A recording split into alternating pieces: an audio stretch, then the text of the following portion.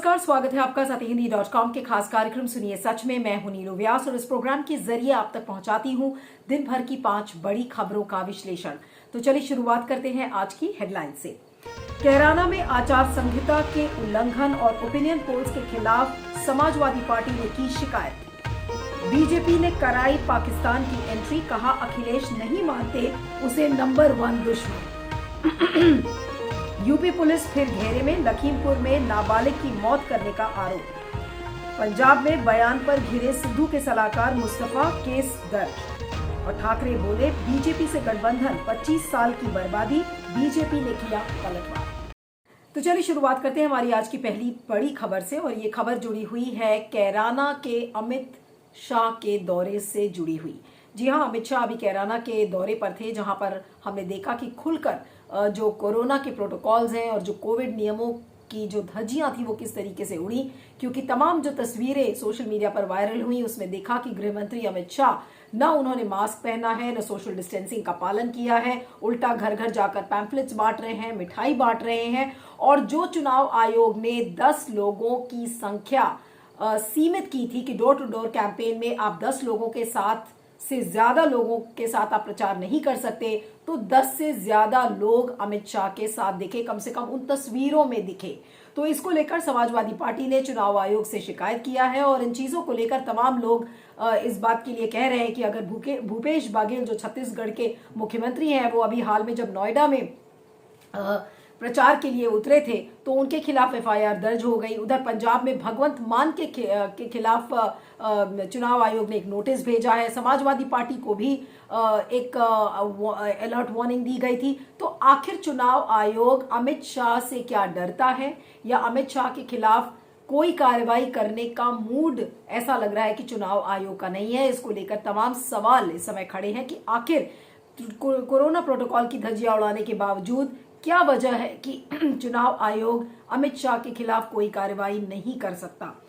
और दूसरी तरफ उधर जो ओपिनियन पोल्स सारे टीवी चैनल्स पर आ रहे हैं कि ओपिनियन पोल्स एक ऐसे समय में जब कोरोना के टाइम में फिजिकल रैलीज नहीं हो रही है, वर्चुअल कनेक्ट हो रहा है वोटर्स से, तो एक ऐसे समय में ओपिनियन पोल्स को हम क्यों टेलीविजन चैनल्स पर दिखा रहे हैं। इसको लेकर समाजवादी पार्टी ने शिकायत किया है और ये बातें पहले से ही तय हो चुकी हैं कि जब वोटिंग नहीं हुई है तो आप ओपिनियन पोल्स कैसे दिखा सकते हैं और आप वोटरों की क्या मानसिकता बदलने की कोशिश कर रहे हैं। अगर एक वोटर कोई ओपिनियन पोल देखता है तो वो ये सोच सकता है कि अच्छा ये पार्टी जीत रही है तो हम इसी पार्टी को वोट दें। तो इस तरीके का जो वोटर माइंडसेट है उसको किस तरीके से ओपिनियन पोल्स उस पर असर डालते हैं, इसको लेकर भी एक कड़ा एतराज जताया है समाजवादी पार्टी ने। तो इन दोनों मुद्दों पर चुनाव आयोग से गुजारिश किया है समाजवादी पार्टी ने, लेकिन अभी तक चुनाव आयोग की तरफ से कोई प्रतिक्रिया नहीं आई है। अब ऐसे में देखना यह होगा कि चुनाव आयोग कितना सक्रिय नजर आता है। चुनाव आयोग एक ऑटोनोमस इंस्टीट्यूशन है, उसकी स्वायत्तता है, वो अपने दम पर अपने बल पर बहुत सारे एक्शंस ले सकता है, नोटिस भेज सकता है, एफआईआर दर्ज हो सकती है, तमाम एक्शंस लिए जा सकते हैं। लेकिन ऐसा कुछ भी फिलहाल अमित शाह के खिलाफ होता हुआ नजर नहीं आ रहा है और टीवी चैनल्स पर भी अभी भी ओपिनियन पोल्स को लेकर कोई रोक टोक का आदेश चुनाव आयोग की तरफ से नहीं आया है। तो चुनाव आयोग सक्रिय क्यों नहीं है, इसको ज्यादा समझाने की जरूरत नहीं है। बहुत सारे लोग ये कहते हैं कि चुनाव आयोग डर गया है, उसको मोदी सरकार का डर है, उसकी स्वायत्तता खत्म हो गई है और वो किसी न किसी निर्देशन पे काम करता है। तो ये जो तमाम कथित रूप से आरोप लगाए जाते हैं ये सोचने पर मजबूर कर देता है कि क्या यही वजह है कि चुनाव आयोग सक्रिय नहीं है और कोई कार्रवाई नहीं कर रहा है। इस पर फीडबैक दीजिएगा, मैं आगे चलती हूँ। ये बात करते हैं दूसरी खबर की और दूसरी खबर भी जुड़ी हुई है उत्तर प्रदेश के चुनाव से। जी हाँ, आज भारत का असली दुश्मन पाकिस्तान नहीं है, इस बात को लेकर अखिलेश यादव ने एक टीवी चैनल को इंटरव्यू दिया और उन्होंने कहा कि बीजेपी केवल वोटों की राजनीति के लिए पाकिस्तान को अपना दुश्मन मानता है। और बस अखिलेश यादव का ये इंटरव्यू बोलना था कि फिर बीजेपी अब उनके पीछे पड़ गई है।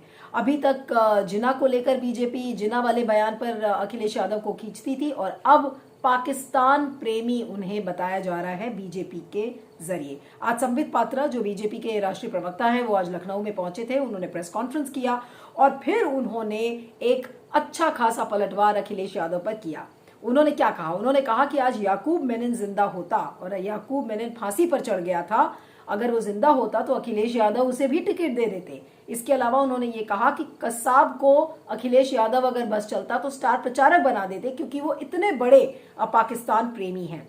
और संबित पात्रा ने अपने बातों को जस्टिफाई करते हुए कहा कि एक तरफ पूरा देश यूपी का स्थापना दिवस मना रहा है और अखिलेश यादव देखिए वो ये कह रहे हैं कि पाकिस्तान भारत का दुश्मन नहीं है। और अखिलेश यादव का ये कहना है कि बीजेपी केवल वोट की राजनीति की वजह से पाकिस्तान को दुश्मन मानती है। तो इसको लेकर ही संबित पात्रा ने कहा है कि ये जो उनका कथन है, ये जो स्टेटमेंट है, बहुत ही चिंताजनक है, शर्मनाक है और इसके लिए अखिलेश यादव को माफी मांगनी चाहिए। और उसके अलावा ये भी पूछा कि अखिलेश जी, क्या कश्मीर के बंधु हमारे भाई नहीं हैं? और उन्होंने कहा कि हर समय जैसे पाकिस्तान गोलाबारी करता रहता है तो क्या ये दुश्मन देश नहीं है? और फिर उन्होंने कहा कि जो जिना से करे प्यार वो पाकिस्तान से कैसे करे इनकार। और उन्होंने कहा कि अपने जो पाकिस्तान के प्रेम में आज वो एक पायदान और ऊपर पहुंच गए हैं। और तो ये तमाम तरीके की जो बातें हो रही हैं, आखिर ये किस लिए हो रही हैं? अगर आज अखिलेश यादव ने, हालांकि संबित पात्रा का ये कहना था कि अब मीडिया हमसे ये कहेगा कि देखिए हम ध्रुवीकरण की राजनीति कर रहे हैं, तो उन्होंने कहा कि आज यूपी का स्थापना दिवस था और पाकिस्तान का जो उल्लेख है वो अखिलेश यादव ने किया, जिना के बारे में भी अखिलेश यादव ने किया, तो फिर ध्रुवीकरण कौन कर रहा है? तो लेकिन पूरा जो मैसेज है इस समय यूपी के इलेक्शन का, कि जिस तरीके से अमित शाह ने कैराना जाकर पहला जो एक ओवरटोन है उसको सेट कर दिया है, एजेंडा सेट कर दिया है कि जो पूरा यूपी का चुनाव है वो कम्युनली पोलराइज्ड होगा और हिंदू और बनाम मुसलमान के तथ्यों पर ही लड़ा जाएगा।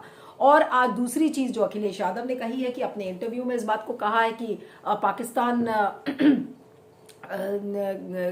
भारत का दुश्मन नहीं है। तो ये जो बयानबाजी हो रही है ये पूरे चुनाव को कम्युनली पोलराइज कराने की कोशिश कर रही है।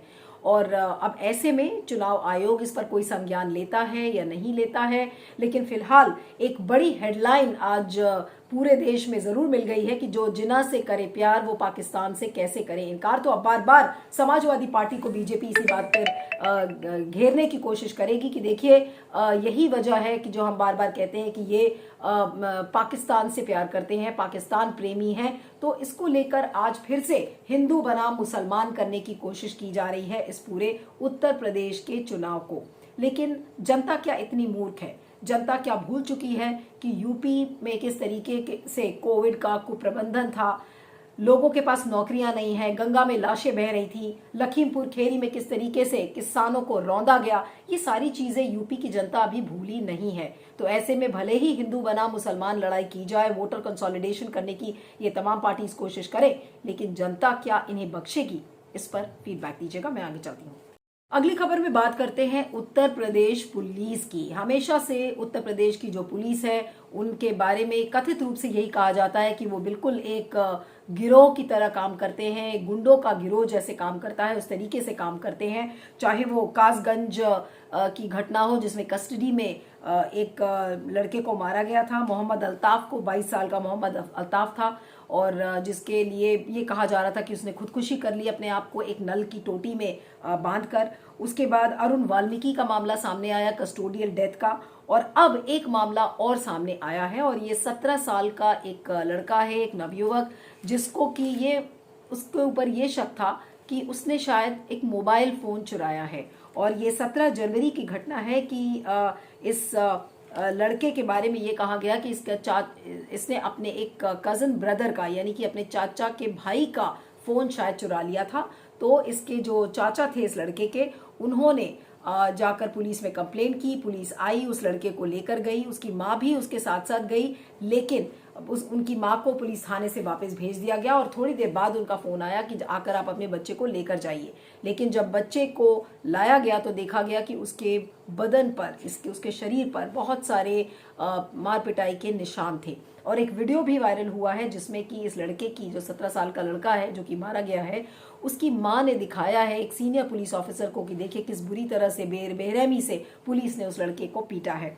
अब जो इस लड़के की बहन है उसने एक बयान में कथित रूप से कहा है कि वो मरने के पहले उसने ये उसको बताया था कि ये जो पुलिस वाले हैं वो जबरन उससे कोई बयान में कुछ कहलवाना चाह रहे थे और उसके बाद इस तरीके से उसकी डेथ हुई है। उसको अस्पताल लाया गया था और अस्पताल में इस लड़के ने दम तोड़ा था। तो ये पूरा पूरा एक कस्टोडियल डेथ का मामला है और यूपी पुलिस क्या इस बात से कैसे मुकरती है ये बात तभी देखनी होगी। लेकिन फिलहाल 3 जो पुलिस अफसर हैं उनको सस्पेंड कर दिया गया है और जो एसएसपी हैं लखीमपुर खेरी का मामला है, वहां के जो एसएसपी संजीव सुमन है उन्होंने कहा है कि किसी को भी बख्शा नहीं जाएगा और अगर कोई भी गिल्टी होता है तो उसके खिलाफ कड़ी से कड़ी कार्रवाई की जाएगी। लेकिन आखिर उत्तर प्रदेश की पुलिस इतनी बेरहम क्यों है कि बिना तथ्यों को जाने, बिना किसी चीज के तह तक पहुंचे और लड़के की इस बुरी तरह पिटाई कर देते हैं। और उसका आधार क्या है? एक शक कि उसने एक मोबाइल फोन चुराया है। और आपको बता दें कि ये अपने परिवार का इकलौता बेटा था, सबसे छोटा अपने परिवार का और इकलौता बेटा था। आज वो अपने परिवार के बीच में नहीं है, वो मर चुका है। क्यों? क्योंकि पुलिस ने उसकी मार मार कर हत्या कर दी एक शक पर कि उसने मोबाइल फोन चुराया था। तो इसे क्या कहेंगे? एक पुलिस जो मानवता के लिए बनी होती है, मानव जाति के मदद के लिए बनी होती है, ये वही पुलिस वहां पर ये कितना अमानवीय चेहरा पुलिस का सामने नजर आता है। और यूपी की पुलिस खासकर इस चीज के लिए जानी जाती है, अपनी बर्बर और एक बहुत ही शर्मनाक छवि के लिए जानी जाती है। हालांकि योगी आदित्यनाथ इस बात पर फक्र करते हैं कि देखिए हमारे यहाँ कानून व्यवस्था बहुत पुख्ता है और बहुत दुरुस्त है कानून व्यवस्था, और जो भी कानून व्यवस्था को तोड़ने की कोशिश करता है हम उसके खिलाफ एक्शन लेते हैं। लेकिन एक्शन लेते लेते एक कितना अमानवीय चेहरा पुलिस का सामने नजर आता है कि अपने माइंड का एप्लीकेशन पुलिस नहीं करती है और किसी भी एक बच्चे को बेरहमी से पीटकर मार देती है। इस पर फीडबैक दीजिएगा, मैं आगे चलती हूँ। अब बात करते हैं पंजाब चुनाव की। नवजोत सिद्धू जो कि पंजाब प्रदेश कांग्रेस के अध्यक्ष हैं, उनके जो सलाहकार हैं, रणनीतिक सलाहकार मोहम्मद मुस्तफा, उन पर पंजाब पुलिस ने एक केस दर्ज किया है और उनका एक वीडियो वायरल आया है सामने और ये मलेर कोटला में उनके खिलाफ एफआईआर दर्ज की गई है और उनके खिलाफ ये आरोप लगाए गए हैं कि धर्म के आधार पर वो सांप्रदायिकता को बढ़ावा देने का आरोप उन पर लगाया गया है। जो वीडियो वायरल हुआ है तो उसमें मोहम्मद मुस्तफा ये कहते हुए नजर आ रहे हैं कि अगर उनके कार्यक्रम के निकट हिंदुओं को कार्यक्रम करने की अनुमति दी गई तो वो हालात ऐसे पैदा कर देंगे कि पुलिस और प्रशासन भी संभाल नहीं पाएगी।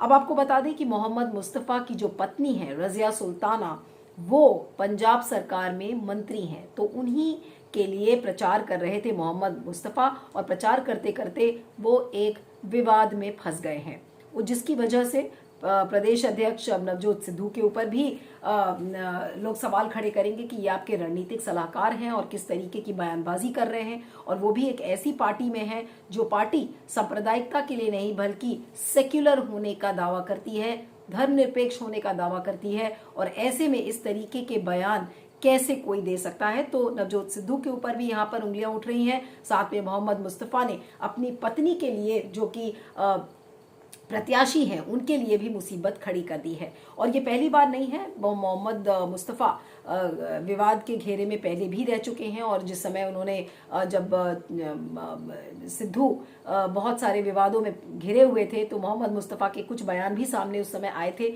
और मोहम्मद मुस्तफा के ऊपर भी सवाल के घेरे में थे उस समय। तो आज लेकिन सवाल ये उठता है कि मोहम्मद मुस्तफा का जो ये बयान है इस पर क्या चुनाव आयोग संज्ञान लेगा, क्या सिद्धू उन पर कोई कार्रवाई करेंगे?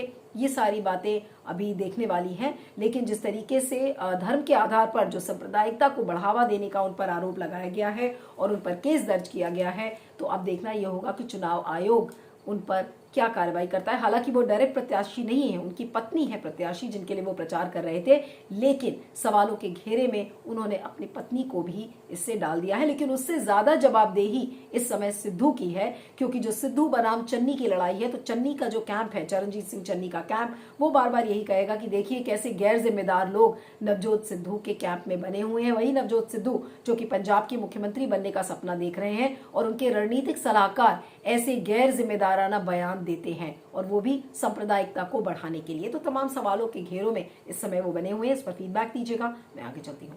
आखिरी खबर में बात करते हैं बाला साहेब ठाकरे की, जिनकी आज 96वीं जयंती एक वर्चुअल प्रोग्राम के जरिए मनाई गई।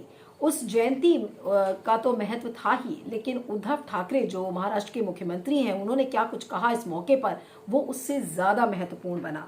उन्होंने ये कहा उद्धव ठाकरे ने कि बीजेपी के साथ गठबंधन जो उन्होंने 25 साल तक किया वो शिवसेना ने अपना समय बर्बाद किया। और उन्होंने कहा कि जो बीजेपी का हिंदुत्व है वो सत्ता के लिए है और उन्होंने बीजेपी को छोड़ा है लेकिन हिंदुत्व को नहीं छोड़ा है। और साथ में ये भी कहा कि जो बीजेपी का हिंदुत्व है वो अवसरवादी हिंदुत्व है और बीजेपी का जो हिंदुत्व है वो केवल सत्ता के लिए है। इसके अलावा उन्होंने अमित शाह पर भी निशाना साधा। उन्होंने कहा कि अमित शाह पुणे आकर ये कह के गए थे कि चुनौती देकर गए थे कि अकेले लड़ सकते हो तो लड़ो। तो आज उद्धव ठाकरे ने कहा कि हम अकेले लड़ने को तैयार हैं, लेकिन शर्त यह है कि सरकार के रूप में अपनी शक्ति का प्रयोग अगर बीजेपी ना करे तो। और उन्होंने कहा कि अगर बीजेपी अपनी शक्ति का प्रयोग नहीं करेगी तो हम भी अपनी शक्ति का प्रयोग नहीं करेंगे। और उन्होंने कहा है कि अगर राजनीतिक दलों के रूप में बीजेपी लड़ेगी तो ये चुनौती हमें स्वीकार है और अगर राजनीतिक दलों के रूप में लड़ना है तो फिर देखेंगे कि कौन ज्यादा शक्तिशाली है। और उन्होंने साथ में ये भी कहा कि ईडी और आईटी यानी कि इनकम टैक्स और एनफोर्समेंट डायरेक्टरेट का इस्तेमाल बिल्कुल भी ठीक नहीं है, जिसका इस्तेमाल वाकई में बीजेपी करती है। तो बीजेपी पर काफ़ी हमला बोला उन्होंने आज बाला साहब ठाकरे की जयंती पर।